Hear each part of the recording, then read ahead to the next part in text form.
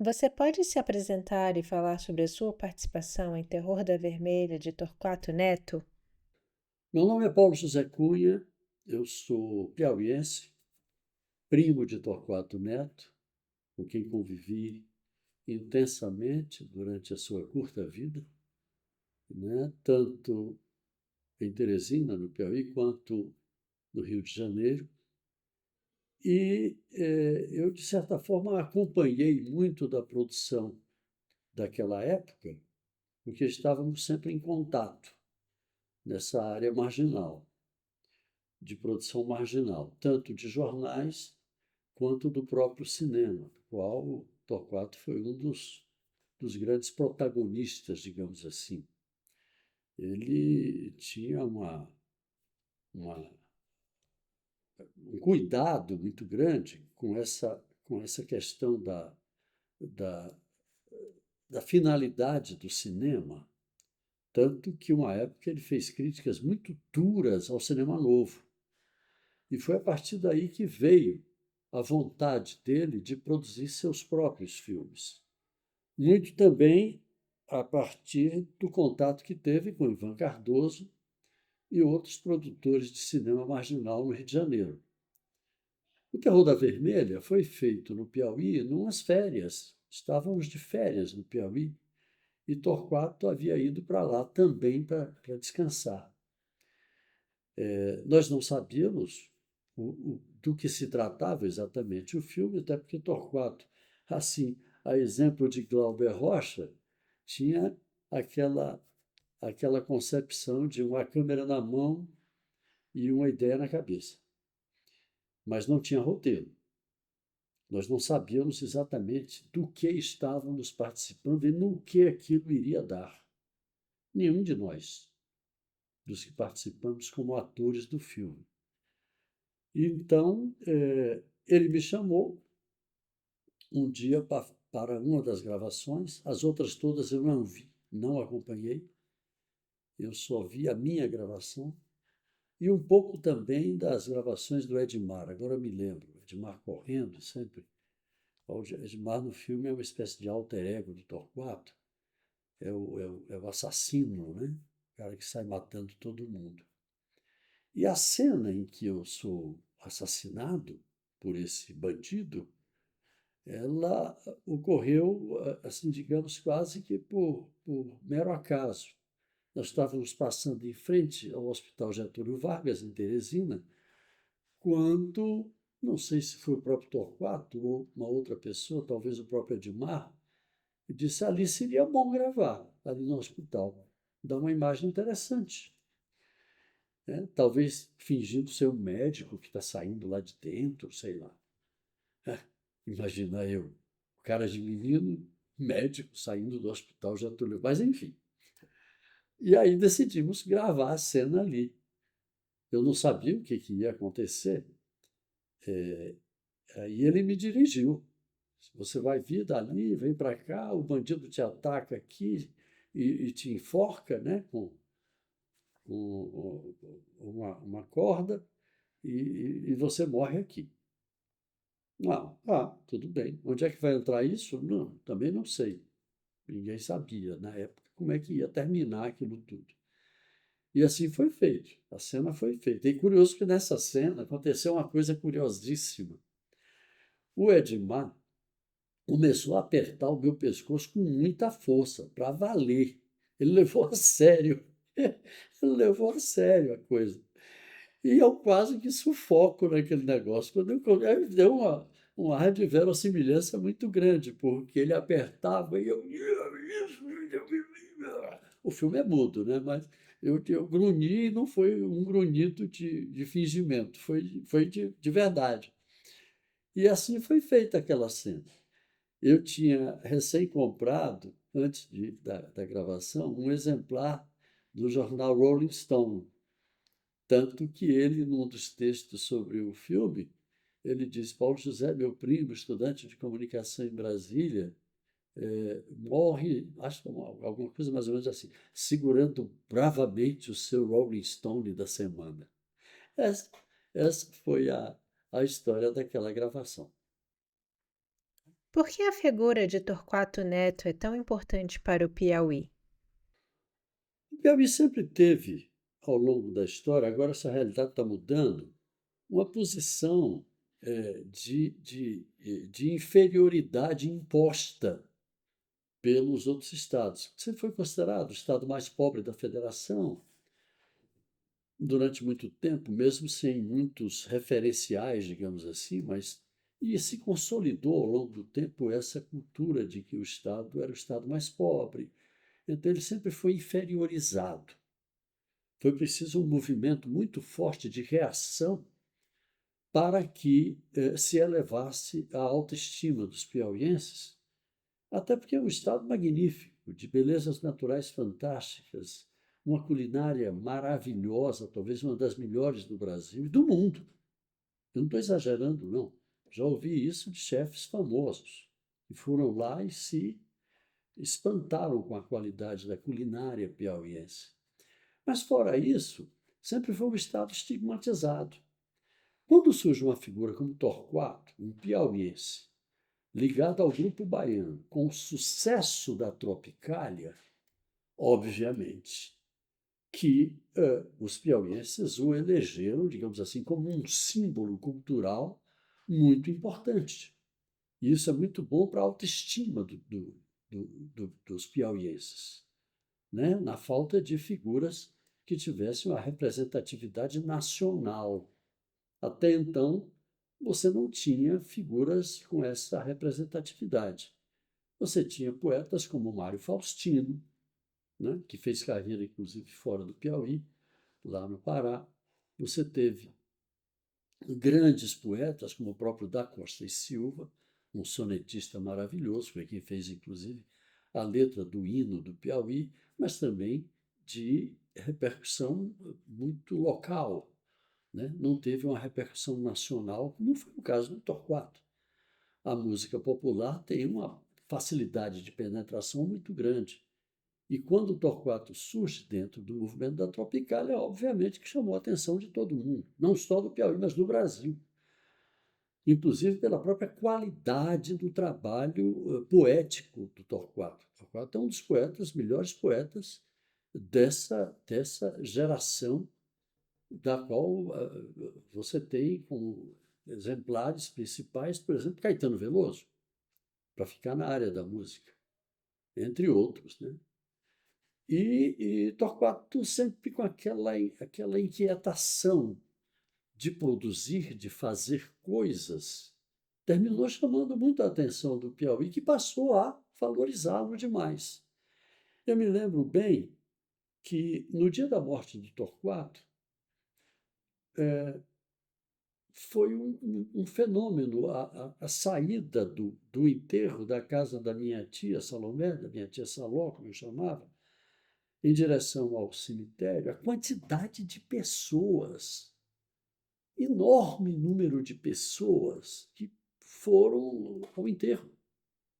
Isso não era comum, não era comum.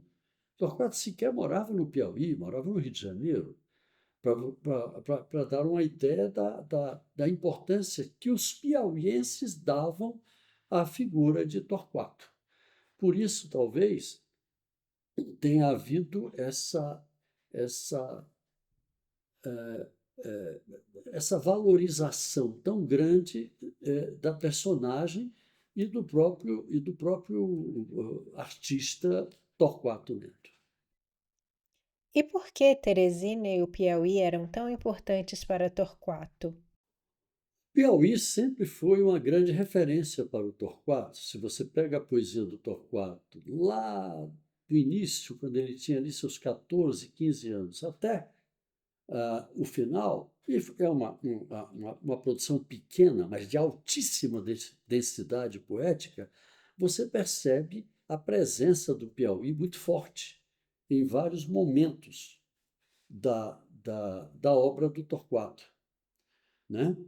Como ele foi educado lá em Teresina e ele conviveu diretamente com aquela realidade e com aqueles personagens, você vê a presença deles numa música, por exemplo, como A Rua, que outro dia, conversando com Gilberto Gil, fazendo uma entrevista com ele para o projeto de um filme sobre Torquato, que eu ainda estou em produção.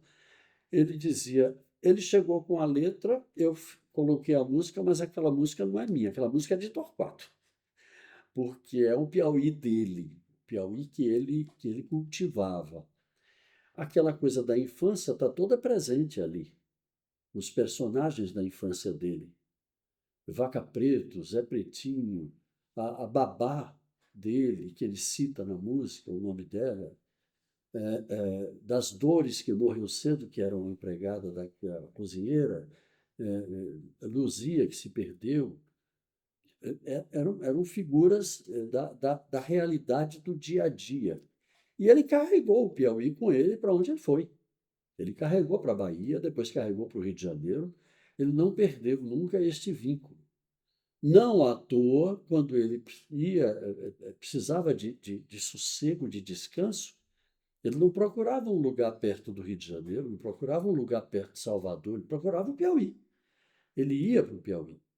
Então, essa ligação quase que umbilical do Torquato com o Piauí foi um fato que permeou a obra dele do início ao fim. Como foi a vida de Torquato até ele sair de Teresina? Ele saiu com 14 anos, 15 anos para Salvador, acho que foi isso, mais ou menos isso. O Torquato teve uma vida de menino de classe média.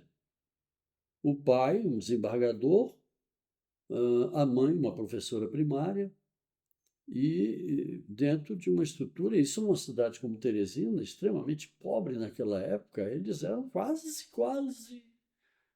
o que se chamaria de pessoas ricas. Não, não era rico, de jeito nenhum, mas eram classe média bem, se mantinham, tinham tudo, nada, não passavam nenhum tipo de necessidade. Então, Torquato teve tudo isso, né?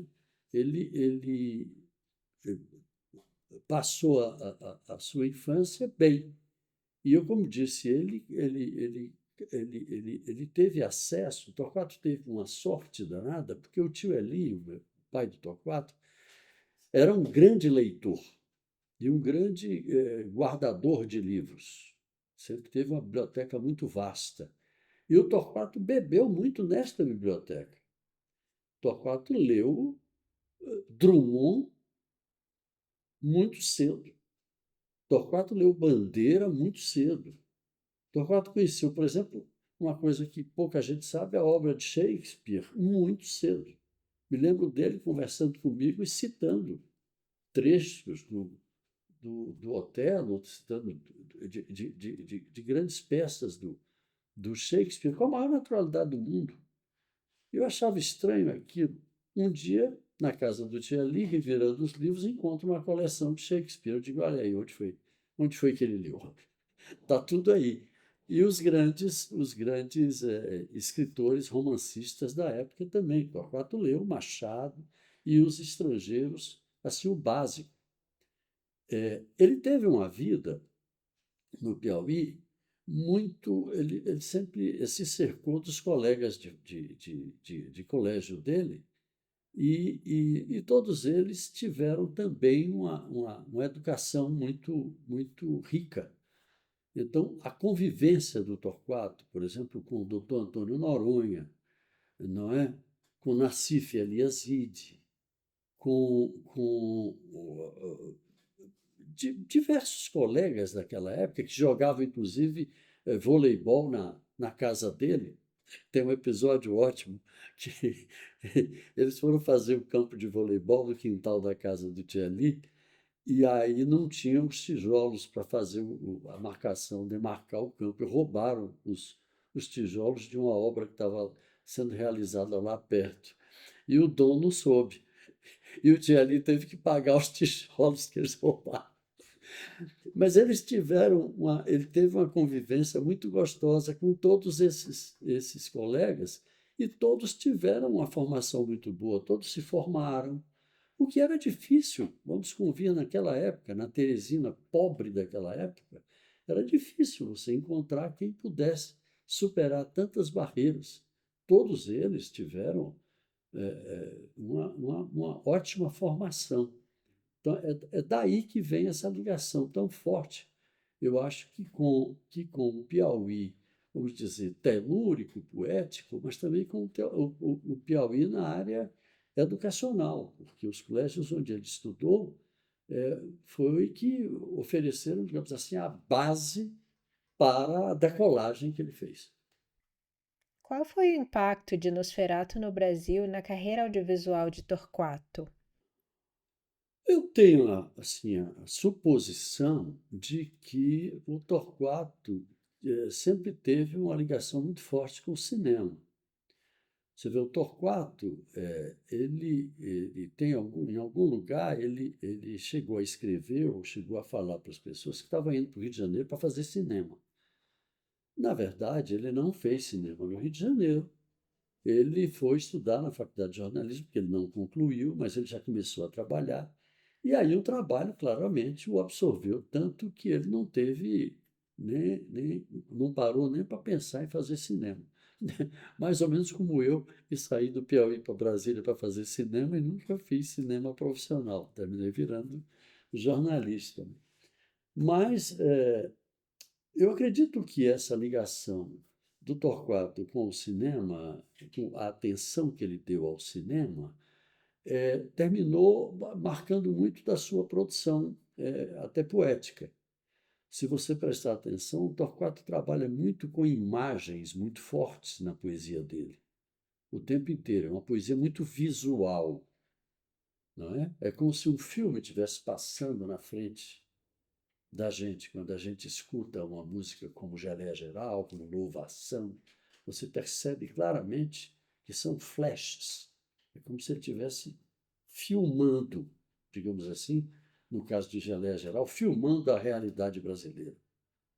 Você observa claramente em vários a sequência de flashes, de fotografia. É uma montagem, como se fosse um filme que estivesse passando na frente da gente, né? É, uma coisa muito forte em toda a obra dele, em toda a obra dele. Então, essa ligação com o Ivan, eu tenho a impressão que foi o que deu, assim, digamos, a decolagem para ele dizer, eu agora posso fazer. Se ele pode fazer com uma Super 8, eu não vou precisar de um equipamento, vai fazer uma superprodução, 16 ou 36 ou 33 milímetros, eu não vou precisar disso. Eu posso fazer com uma câmerazinha portátil e tal, posso fazer cinema barato, né? E aí ele começou a fazer, ele disparou a fazer. Acho que daí vem tudo isso. Agora, o Terror da Vermelha teve um impacto muito grande na vida do Torquato, porque, queira ou não, a verdade é que a figura do vampiro foi carimbada na figura dele, para o resto da vida. Tanto que as melhores imagens, as melhores fotografias do Torquato são as fotografias do Torquato vestido de vampiro. Um vampiro muito engraçado, que não tinha medo do sol. Todo vampiro só mora na noite. O filme é feito de dia. Tanto que no início do filme aparece lá o letreiro: onde vê-se dia, veja-se noite. Foi o jeito que o Ivan encontrou para brincar com isso, para dizer que era o contrário, né? Um vampiro que ia para a praia, um vampiro que tomava água de coco. Então, isso terminou. Acredito que ele terminou introjetando muito a figura desse vampiro. E ele terminou assumindo muito essa personalidade vampiresca, não no sentido de morder a jugular das pessoas, mas antropofagicamente, né, bem dentro da linha do Oswald de Andrade, da Semana de Arte Moderna de 22, ele terminou sendo uma espécie de vampiro de tudo que estava acontecendo no Brasil na época, né? O Torquato trabalhou com praticamente todos os formatos que você pode imaginar, né? E pouca gente sabe, por exemplo, que aí é uma curiosidade, pouca gente se lembra, que a revista que ele elaborou, que ele não viu pronta, ela só foi sair depois que ele morreu, A Nave Louca, ele me dizia, insistia comigo o tempo todo, tem que sair agora, isso em 1972, tem que sair esse ano, tem que sair esse ano. Eu disse, por quê? Porque tem que sair esse ano. Depois é que eu fui descobrir que em 1972 se completavam o quê? 50 anos da Semana de Arte Moderna de 22, em São Paulo. Então, o que Torquato fez foi apenas sacar o momento e dizer, não, precisa fazer alguma coisa que marque aquilo ali com os artistas de hoje. E aí chamou a nata do que havia de vanguarda no Brasil na época para fazer a revista. Né? O pessoal da poesia concreta, o próprio Caetano, o Ali Salomão e assim por diante. Você pode comentar sobre as perspectivas de Torquato sobre o cinema novo e o cinema marginal? O que existe sobre o que Torquato pensava do cinema novo é muito pouco. Algumas linhas lá na coluna Geleia Geral, que ele escreveu para o jornal Última Hora a respeito disso, e nada mais. O que ficou foi muito pouco. O que se sabe é que ele criticava duramente, vamos dizer assim, a mercantilização do cinema novo, que ele chamava, que ele criticava que os realizadores estavam fazendo os filmes muito mais para receber dinheiro das leis de incentivo do que propriamente para fazer uma proposta de cinema revolucionário, cinema de vanguarda e tal, de cinema de criação. Então ele criticava duramente. E a saída foi que o cinema marginal, que já se produzia naquela época com figuras como o próprio Ivan Cardoso, no Rio de Janeiro. Então eu tenho a impressão que o caminho que o Torquato tomou e enveredou veio muito disso aí.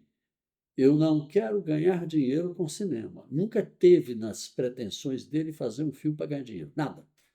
Aliás, de resto, toda a obra do Torquato nunca teve dinheiro na vida. Sempre foi um cara durão, né? Sempre, sempre. Nunca tinha dinheiro, nunca, era da, da mão para a boca, né? O dinheiro que ele tinha era como jornalista, né? Como compositor, ele ganhava muito pouco naquela época, ainda ganhou muito pouco, né? Depois de algum tempo é que começaram os direitos autorais. Direito autoral no Brasil sempre pagou muito pouco, a não ser para grandes figuras. No meu caso, o próprio Caetano, do Gil, de outros. Né? Então, ele não tinha essa pretensão, vamos dizer, mercenária do cinema. E aí, a saída qual foi? A derivação natural foi o cinema marginal. Marginal mesmo, na expressão da palavra. Como era a cena cultural em Teresina quando Torquato vem para fazer o Terror da Vermelha? Como ele conseguiu fazer o filme? Olha, a ligação do Torquato com o pessoal que terminou fazendo cinema no Piauí veio através dessas produções mais esporádicas, digamos assim, para jornais alternativos, que já existiam no Piauí. E o Grama foi o jornal que a gente fez, a gente criou, e que deflagrou esse processo. Nós éramos um grupo de estudantes que já tínhamos uma certa visão da realidade cultural brasileira e queríamos fazer alguma coisa de instigante, mas fora dos padrões convencionais. Daí surgiu a ideia de fazer um jornal chamado Grama. Já existiam outros jornais lá, também alternativos. Páginas de jornais tradicionais que a gente ocupava para colocar nossos poemas e nossas produções, digamos, alternativas. Mas não tínhamos um jornal próprio. E resolvemos fazer o jornalzinho. Eu chamo de jornalzinho porque era pequeno, impresso em papel, esse papel ofício normal, impresso aqui em Brasília, num negócio chamado mimeógrafo eletrônico, que já nem existe mais, e vendido lá. Mas ninguém pretendia ganhar dinheiro com aquilo. Era uma necessidade, digamos assim, de colocar aquelas produções para fora. Então, o grupo que se aglutinou em torno do jornal Grama e de outras publicações alternativas foi o grupo que terminou chamando a atenção do Torquato, que também se filiava a essa corrente. Daí a ligação direta dele com esse grupo. E com esse grupo começou a produção de cinema e alguns dos integrantes desse grupo, como o próprio Arnaldo Albuquerque, né, terminou fazendo, criando outras, fazendo outras produções. Eu me lembro bem, por exemplo, que o Arnaldo foi o cara que fez a parte, digamos, artística do jornal Grama. Uma coisa tosca, hoje a gente pode chamar de tosca, primária, mas, poxa, radicalmente é, é diferente de tudo que existia até então. E o Arnaldo, um grande artista gráfico, né, entendeu logo a sacação, a necessidade da gente e produziu um trabalho espetacular até hoje. É claro que chamou a atenção do Torquato isso daí. Tanto que, na hora de escolher quem faria a câmera do filme, Torquato escolheu quem? Arnaldo. E por que o Arnaldo Torquato? Ele entende de ver as coisas. O Arnaldo até então nunca tinha segurado uma câmera, mas ele sabe ver. Se ele sabe ver, ele sabe filmar. Então ele vai ser o fotógrafo do filme. Porque nenhum de nós naquela época tinha qualquer contato com qualquer câmera, ninguém conhecia esses equipamentos. Então foi assim que surgiu a ligação dele com aquele grupo que terminou. Outros começaram a produzir seus próprios filmes, etc, etc, etc, e deflagrou o movimento que a gente poderia chamar de cinema marginal piauiense. Quais eram os papéis de pessoas como Edmar Oliveira, Carlos Galvão e Durvalino Couto no filme? Como eram as relações? Bom, quando eu saí de Teresina, em 1970, a gente já tinha uma ligação forte. Eu, Edmar, Durvalino, o professor Antônio, o doutor Antônio Noronha, que tinha sido contemporâneo do Torquato, a gente vivia muito próximos, né? Já desde aquela época. Quando eu mudo para Brasília, pouco tempo depois, o Durvalino também veio estudar comunicação aqui também. Terminou vindo, fez vestibular, passou, não concluiu o curso, mas inclusive moramos juntos aqui numa república de estudantes, naquela época. Mas nunca perdemos o contato com todos eles. Ainda recentemente eu estava revendo as cartas que eu recebia do Edmar, do Durvalino, né, umas coisas desse tipo. A gente sempre muito ligado e muito querendo produzir alguma coisa marginal que saísse do padrão e as dificuldades da época, dificuldades financeiras mesmo, dificuldades políticas muito sérias, porque vivíamos em plena ditadura, né? A ditadura estava no auge, né? Não à toa, Torquato teve que deixar o país naquela época por causa das ameaças do CCC, do Comando de Caças Comunistas, que ele e a mulher dele, a Ana Duarte, recebiam naquela época. Ele não aguentou mais e uma época ele até chegou a me falar, disse, eu acho que eu vou dar um jeito de sair do Brasil. Mas sair do Brasil naquela época era uma coisa muito difícil. Dizer, eu vou sair do Brasil, eu não estou dando conta não, o negócio está ficando muito sério. Eu já recebi ameaças desse povo, até na rua. Já me olharam apontando o dedo, disse, esse aí é um comunista e tal, não sei o quê. Então, eu tenho a impressão que vem daí, dessa união desse grupo, com o qual, com cujo pensamento, digamos assim, ele se identificava, essa ligação com esse pessoal para a produção dos filmes, e depois cada um tocou as suas produções pessoais daí para frente. Como foi viver a ditadura em Teresina?